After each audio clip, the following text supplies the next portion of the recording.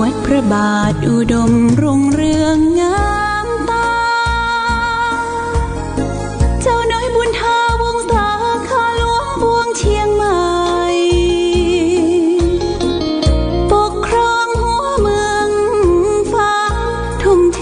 แรงกายแรงใจทุกชาติพันธุ์รวมใจรักษามัคคี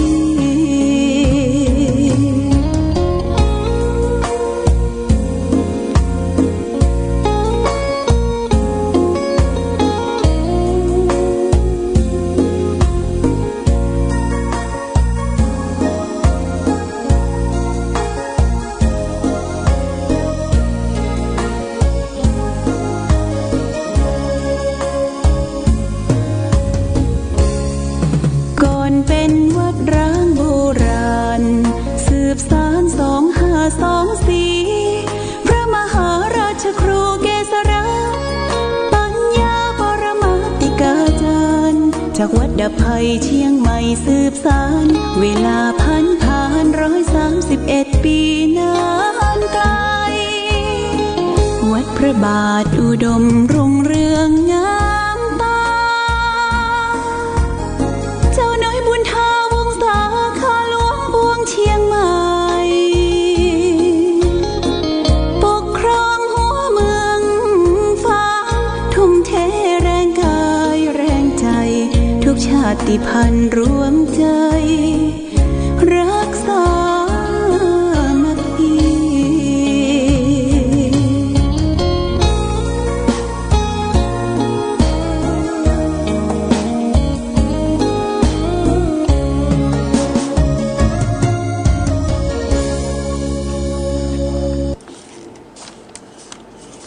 นึกใส่บาตรมาเจ้าดูบ่าวันที่22นะเนอะ7 โมงตึงบอกกันเลยเกิดวันเกิดเจริญสุขศรัทธาสาธุชนญาติโยมท่านพุทธบริษัททั้งหลายวันนี้รายการธรรมประทีปส่องต่างก็ได้มาพบปะกับพ่อแม่พี่น้องศรัทธาสาธุชนญาติโยมแห่งครั้งหนึ่งวันนี้เป็นวันศุกร์ที่19 เดือนมีนาคมพุทธศักราช2564ซึ่งตรงกับเดือน7เหนือเดือน5ใต้ขึ้น6 ค่ำญาติโยมวันนี้เป็นวันสุดท้ายของสัปดาห์ที่3ละญาติโยมของเดือนมีนาคมเนี่ยการเวลามันเคลื่อนค้ายย้ายไปเรือเมล์และรถไฟมันก็ต้องออกไปตามกาลเวลาถ้าเอายืดยาดชักช้าเวลาทั้งหลายนะมันเกินเอาชีวิตของสรรพสัตว์ไป เขาก็บอกว่าเขาแก่ญาติโยมนะเขาแก่เขาเฒ่าเขาค่ำค่าชราบางครั้งโอกาสคิดว่าจิตใจเขาได้อยู่อย่างเก่าไปแยงกระจกพอเงาตัวเก่าผมตั้งซ้ายตั้งขวางอกเขี้ยวก็เริ่มลุเริ่มหลุดนางก็เริ่มเหี่ยวแข้งขาอันใดก็ลุกมาสนวกเนอะบัสนวกคนเฒ่าคนแก่เปิ้นว่าอีแม่อีป้อเคลื่อนย้ายบัสนวกละคือเจ็บหัวเข่าเจ็บสันหลังบั้นเอวเพราะว่าเฮาใจการใจงานมานักนะก็บั้นปลายชีวิตก็ต้องมาซ่อมมาแซมแต่ว่านี้ป้อน้อยอุ่นเรือนสีเทพซึ่งเป็นเรียกว่าเกษตรกรตัวอย่างได้ขึ้นมาหาที่วัดได้นำปัจจัย2,000 บาทร่วมเป็นเจ้าภาพในงานอบรมสมโภช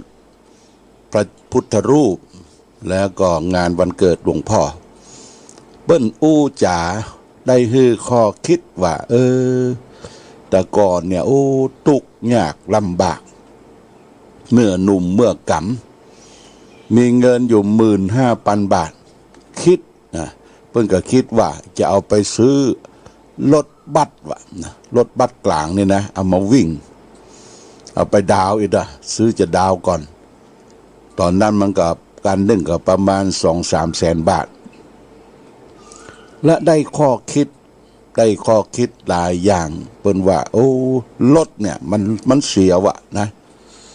มีนักปราชญ์ท่านผู้รู้ว่ารถเนี่ยเฮาใจตึงวันมันก่อนตึงวันมันเสียตึงวันแล้วก็บ่ได้อยู่ได้ย่างโดยต้องมาขับมาดูแลนั่งตลอดทั้งวันทั้งคืนเปิ้นฮื้อข้อคิดว่าลองไปเสาะหาที่ดินเนี่ยนะที่ดินเนี่ยเปิ้นก็ทำนายว่าแหมน้อยเนี่ยที่ดินจะเป็นเงินเป็นทองแล้วเปิ้นก็เอาพระราชดำรัสของพระบาทสมเด็จพระเจ้าอยู่หัวรัชกาลที่9มาประพฤติปฏิบัติคือหลักของการครองเรือนครองธรรมคือคารวะสัตธรรมนะคือเปิ้นสอนว่าคือมีสัจจะเนี่ย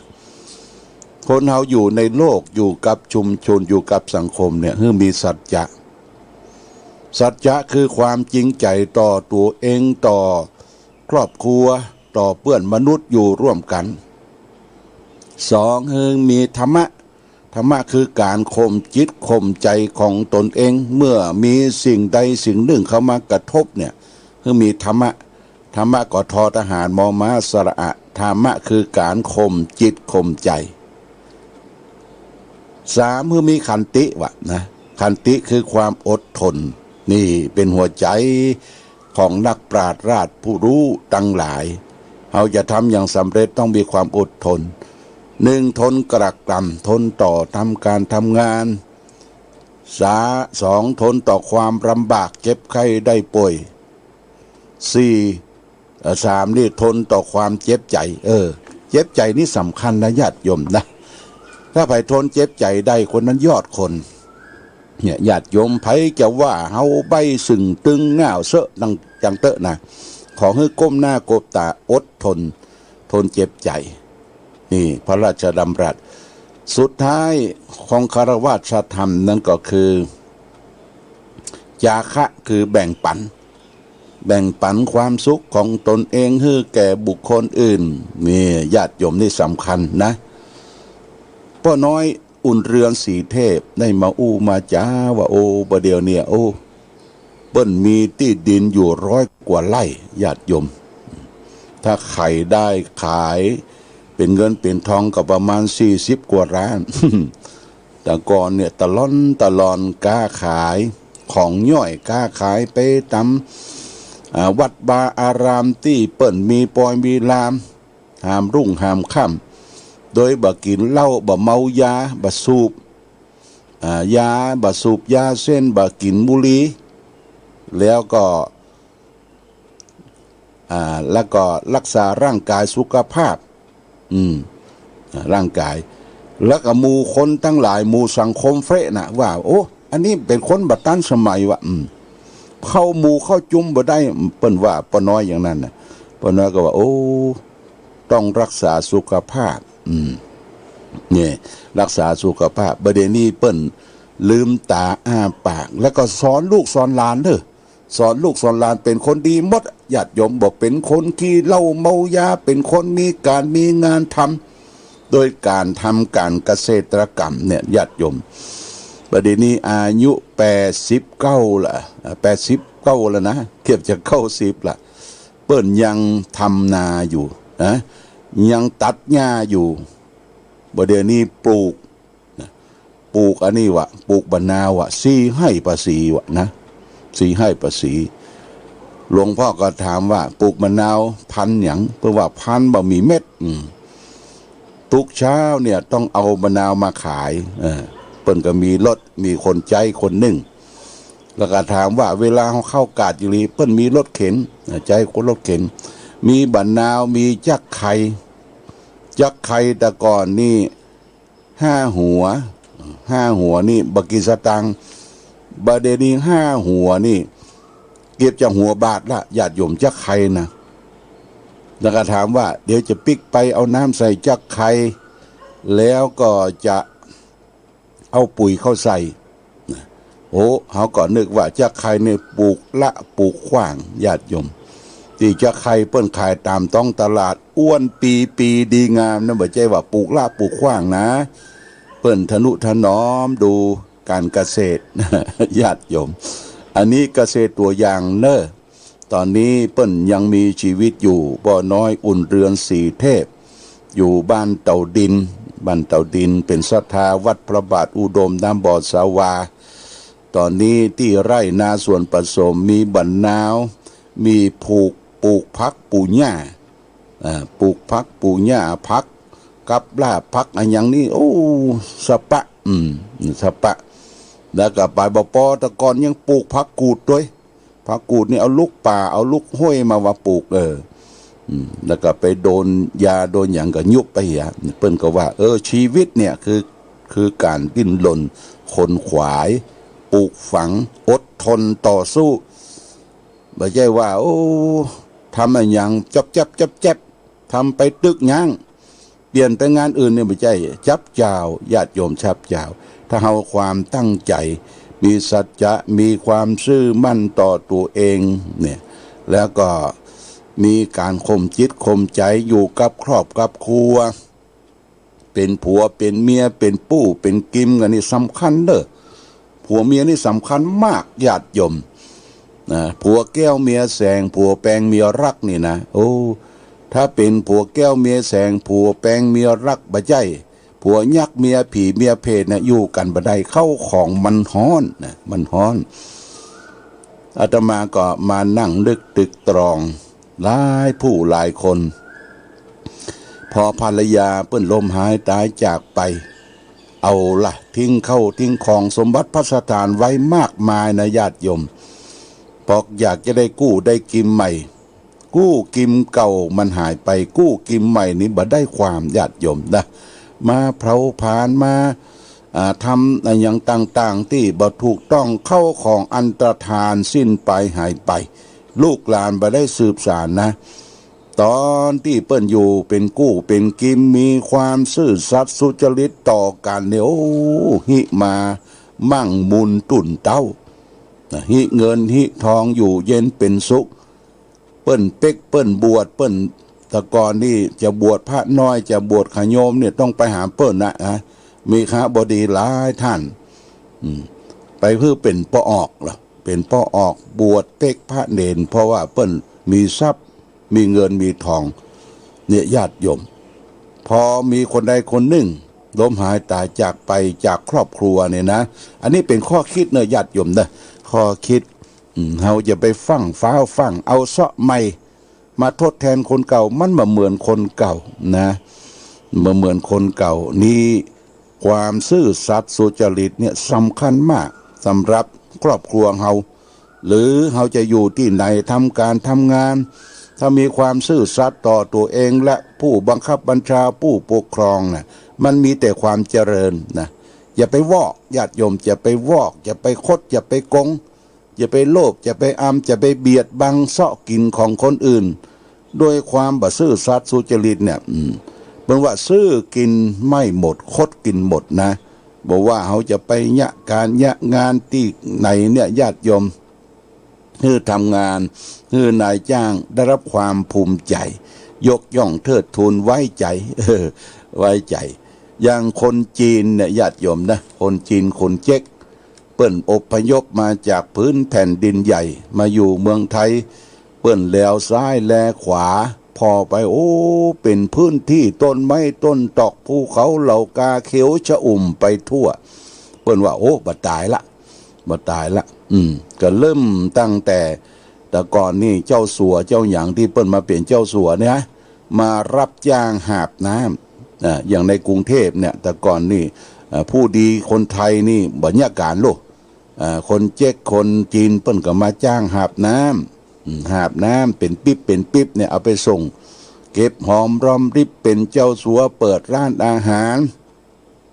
เดี๋ยวนี้เป็นเจ้าสัวละร่ำรวยละโอ้มีเงินเป็นพันล้านเนี่ยญาติโยมนะเริ่มต้นจากสิ่งไม่มีขึ้นเนี่ยโดยความมุมานะขยันหมั่นเพียรนี่ญาติโยมได้ปรารภว่าตะวานี้ได้อู้กับป้าน้อยอุ่นเรือนสีเทพเรียกว่าเกษตรกรอายุ89แล้วโอ้ก็ยังยะการอยู่ขับรถได้อยู่ญาติโยมเปิ้นขับรถมาหาเปิ้นว่าประเดี๋ยวนี้โรคชราเนี่ยโรคไตอาทิตย์หนึ่งเดือนหนึ่งก็ต้องไปเช็คร่างกายที่เชียงใหม่โรคไตก็ทำงานหนักแต่ก่อนทำงานหนักก็ว่าฮือคอคิดเปิ้นก็ว่าเฮาไปอู้ไปสอนละอ่อนบดีเขาบ่เชื่อว่าอาจารย์อีหลเขาบ่เชื่อ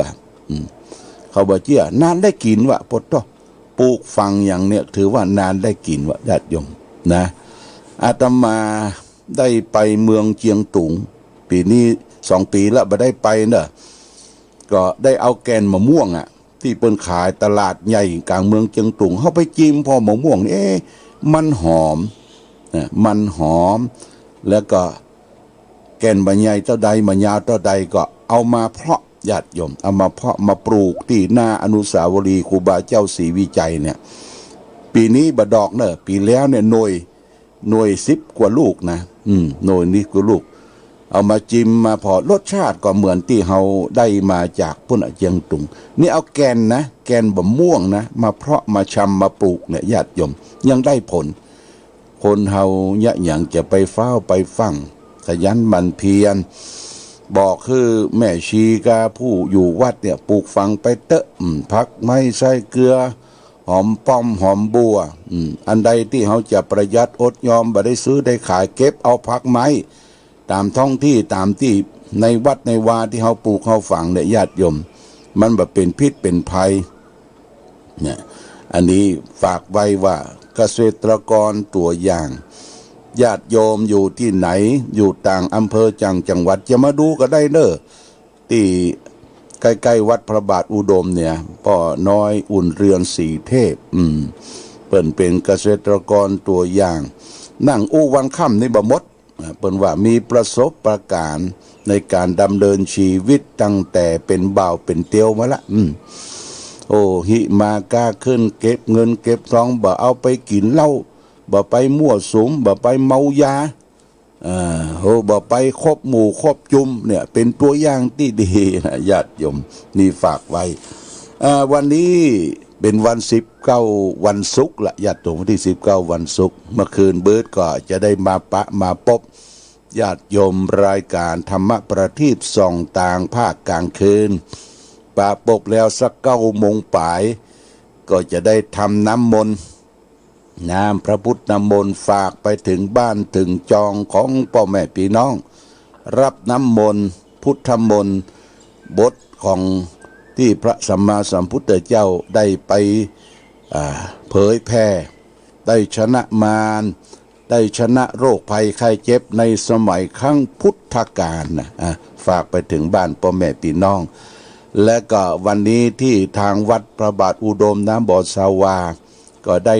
เตรียมกางเต็นท์กางอย่างต้องขอขอบคุณกับเทศบาลตำบลเวียงฝางโดยรักษาการของเทศมนตรีคุณขันชัยคำอุ่นได้อนุมัติคือเจ้าหน้าที่มากางเต็นท์10 กว่าเต็นท์นะที่ลานอนุสาวรีย์พระเจ้าฝางเพื่อจะได้เสกซ้อมย้อมยศพระพุทธรูปองค์สมเด็จพระประถมสิขีทศพลยานที่1เรียกว่าพระเจ้าสิขีฝางเนี่ยญาติโยมเพิ่นจะได้เสกซ้อมย้อมยศเรียกว่าวันที่21ตอนบ่ายตอนเจ้า9 โมง 39เนี่ยจะมีพิธีบวงสรวงเจิญเทพเทพาอารักษ์ที่พระเจดีย์กับพระพุทธบาทจำลองก่อนที่เขาจะได้ซ่อมแซมบูรณะปฏิสังขรณ์เนี่ยต้องให้เจ้าเทวดาเทพทั้งหลายยกย้ายขายที่ก่อนเพื่อจะได้เป็นการสะดวกในการบูรณะปฏิสังขรณ์ตอนบ่ายบ่ายวันอาทิตย์นะญาติโยมบ่ายวันอาทิตย์สัก2 โมง 3 โมงเขาก็มาบวช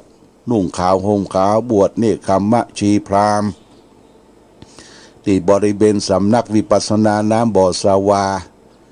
โดยเฉพาะอย่างยิ่งคณะของคุณวัฒนาพรกิติกูลเจ๊แดงเปิ้นก็จะมานอนเจ๊แดงเปิ้นยังเดินสามขานะอุตสาห์จิตใจสู้เปิ้นว่าจะมาเป็นประธานกวนเข้ามัทุปายาตวะนะพร้อมด้วยคณะศรัทธาพี่น้องญาติโยมบ้านหัวฝายก็ได้เหมาเอาตี้ปืนวิหารพระเจ้าละแข่งเนอะแต่เจ๊แดงนั้นเปิ้นนอนลาบบ่ได้จะต้องเสาะเตียงมาไว้สักเตียงหนึ่งแล้วก็ได้คุมดูแลปืนวิหารพระเจ้าละแข่งก็กว้างขวางนอกนั้นก็มีกุฏิมีที่พักพาอาศัยพี่น้องญาติโยมจะมาร่วมในการประพฤติปฏิบัติในการเสกซ้อมยอมยศองค์พระพุทธรูปในครั้งนี้ก็เชิญชวนนะวันที่21กลางคืน1 ทุ่มเขาก็จะได้มาประกอบพิธีจุดเทียนมงคลจุดเทียนชัยพระเจ้าประสงค์จำนวน19 รูปจะได้มาเจริญพระพุทธมนต์ญาติโยมนะพระพุทธมนต์19นี่ออกไปแล้วนะ19 รูปเจริญพระพุทธมนต์เสกซ้อมยอมยศแล้วก็จะมีการเทศธรรม3 ผูกเจ้าภาพกันเทศก็คือธรรมจักรนี่ท่านอาจารย์มหาแสงเจ้ากรรมพิธีเพิ่นก็จะได้เป็นเจ้าภาพเทศธรรมจักรประถมสมโพธิประถมสมโพธิเจ้าพิธีก็เจ้าภาพกันเทศแม่สมควรดงดังแม่คอนบ้านสวนดอกและเจ้าภาพกันเทศพุทธาภิเษกนี่ก็คือเจ๊ป้อมเจ๊ใหญ่ที่ได้เป็นประธานร่วมกึศสร้างองค์พระองค์นี้นะมี3 กันเทศไปจนถึง10 โมง 11 โมงกลางคืนจบแล้วก็พักผ่อนกันรุ่งเช้าวันที่22เวลาตี 4จะมีตู้เจ้าประสงค์แห่มชุด1จำนวน15 รูปเป็นพระเถระมาสวดเบิกพระเนตรนะเบิกพระเนตรไขสายตาพระเจ้าองค์ใหม่นี่เพิ่นจะเอาขี้ผึ้งเมืองและญาติโยมไปปิดพระเนตรปิดตาก่อนปิดตาปิดหูปิดปากแล้วก็เอาเรียกว่าผ้าขาวเนี่ยผ้าขาวทำเป็นกระโจมเอาซุปที่เสียนของพระพุทธรูปออกนะนี่แล้วว่าเปิ้นจะพุทธาภิเษกนะเปิ้นจะทำนี่แบบพื้นเมืองพอเปิ้นไขตาสบเจ้าเอากระโจมออกเอา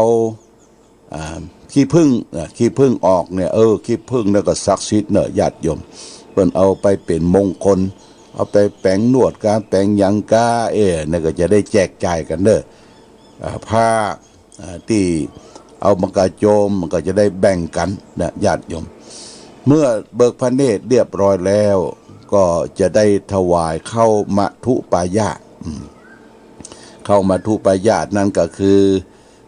เจ๊แดงคุณวัฒนาพรกิติกูลเนี่ยจะได้มาเป็นต้นเป็นประธานเป็นเก้าเป็นกันมาร่วมกันดึงเข้าเป่าไฟทำเข้ามัทุปายาตเนี่ยญาติโยมร่วมกับพี่น้องบ้านหัวฝ่ายเวียงหวายเนอะเอามานอนกันที่วัดเนี่ยทึดนะโอ้ม่วนงานสันเล้าบวชพระเจ้าคราวนี้ม่วนงานสันเล้าเนอะญาติโยมแล้วก็เวลา7 โมงนี่ญาติโยมนะ7 โมงนี่ก็ญาติโยมที่จะใส่บาตรร่วมกับหลวงพ่อจะใส่บาตรพระสงฆ์องค์เนร69 รูปเนอะเต้าอายุวันเกิดวันที่22 มีนาคม22 มีนาคมเนี่ยญาติโยมของที่จะนำไปใส่บาตรนั่นก็เป็นข้าวสารอาหารแห้งเป็นของครบฉันเนี่ยญาติโยมเป็นข้าวซุกข้าวนี่บ่ต้องเอาไปมันไปติดบาตรมันจะสูญกันนะเพราะว่าตอนเจ้าเพิ่นจะเลี้ยงกระเพาะปลาเลี้ยงข้าวต้มหมูเด้งเลี้ยงข้าวต้มหมูแล้วก็เลี้ยงกาแฟขนมปังมากมายญาติโยมมีเจ้าภาพแล้วญาติโยมไปใส่บาตรก็บ่ต้องกลัวอดกลัวธงชาติและเพลงชาติไทยเป็นสัญลักษณ์ของความเป็นไทยเราจงร่วมใจยืนตรงเคารพธงชาติด้วยความภาคภูมิใจในเอกราชและความเสียสละของ